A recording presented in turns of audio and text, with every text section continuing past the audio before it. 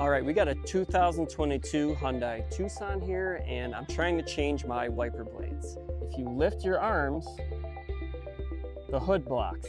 Doesn't give me enough room to maneuver the blade. So there's gotta be a more simple way to do this, and there is. And this way will work with Hyundai Tucsons 2021 and up. So we're gonna get in the car and we're gonna turn on the wiper service mode. To do that, we're gonna turn our car on, and then we're gonna turn it back off.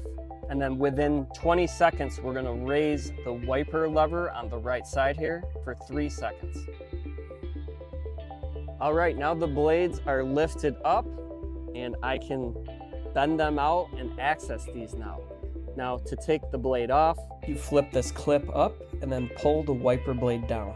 Every blade is a little different. This is your J-hook pattern. These are my favorite. There's a lot of confusing blades out there. I do like the J-hook. I don't know why they make anything else. Take your new blade.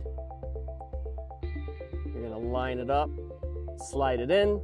Not all of them have a clip on the top. This one does though, and we're good to go.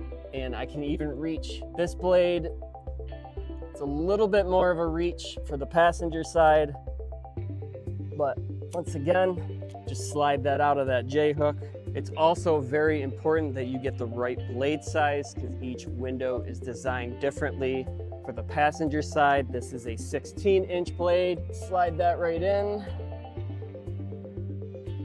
And your driver's side, that is a 26-inch blade. Say I put on a larger blade on the passenger side, we're almost at the top of the vehicle, so I only got a couple inches to work with.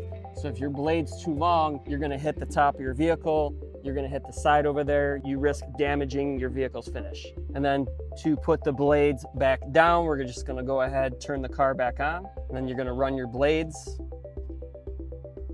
and you're good to go.